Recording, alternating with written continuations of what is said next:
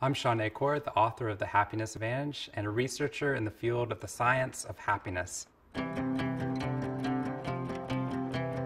spent over a decade at Harvard trying to understand how we can increase levels of happiness in our own lives. And what we found is we can actually learn practical tools for raising your levels of happiness to make it so that you not only feel greater levels of optimism and hope, you start to believe your behavior matters.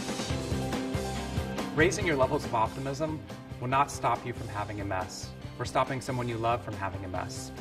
What we're looking for is how do we increase the quality of life that people have. I think we get happiness and success backwards. Most of us think if I get a job, I'll feel happier. I'll feel happy when I feel better. And in each of those moments, happiness is often the future after success. But the problem is, success for the brain is a moving target. So every time you hit that success moment, what does our brain do? It changes the goalpost of what success looks like. So you get into that school, or you feel better for a little bit, or you get that job, but that doesn't make us happy forever. If you prioritize happiness now, if you raise your levels of optimism, connect more deeply with your social support networks, and see stress as a challenge instead of as a threat, we can then increase all of your success outcomes.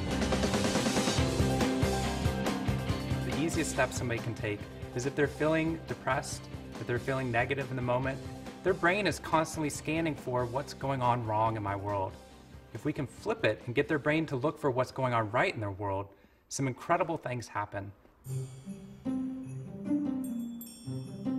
If you just say out loud 3 things you're grateful for that are new that have happened over the past 24 hours, and you keep this habit going for 21 days in a row, we can actually rewire your brain for higher levels of optimism. If you give me 2 minutes a day, we can get you to journal about a meaningful experience that transforms your brain's ability to look for meaning in your life. Or if we have you meditate for 2 minutes a day, just watch your breath going in and out, we can actually rewire your brain to decrease the stress you feel from multitasking all day long. My favorite thing to do is to get somebody to write a 2-minute email praising or thanking somebody in their life. If you can find a way of connecting to other people, opening up to them, allowing them to be greater friends to you, what we find is not only does that improve your own levels of happiness, but it deepens that bond, which is the greatest buffer against depression and the greatest source of meaning within our own lives. Why don't we all just choose happiness? We have all the information, we have all the education, but it doesn't create the transformation we want. The reason is something called activation energy. In order to catalyze a change in your life, it requires an initial investment of energy. But if we lower the amount of energy, that barrier to you doing a new positive habit, we can significantly increase your likelihood of doing it. So for me, one of the things I wanted to do is I wanted to start exercising in the morning, but I could not get myself to do it. And I made it 20 seconds easier in the morning to go exercise by just going to sleep in my gym clothes. And what I found was that when I woke up in the morning, the path of least resistance moved away from just staying in the bed towards wanting to go exercise. When we're feeling overwhelmed, that's usually because our brains are overloaded with information. So one of the things I actually have people do is when they feel overwhelmed is to actually just write out a list of all the things that they're stressed or worrying about. Then pick one action that you know you could do to decrease your stress on one of those. And as soon as your brain accomplishes that small task, your brain records a victory.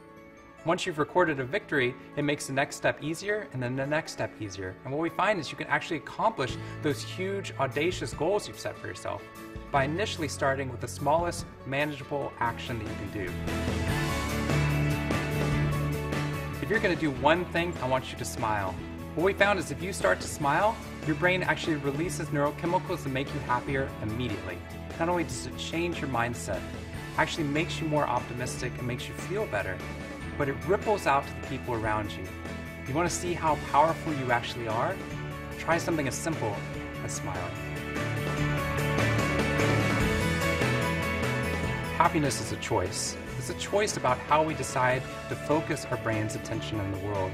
So the more that we can focus on the things that provide hope in our lives, the ways that we can change our lives, the choices that we can make, the more powerful our brains become and the happier we become.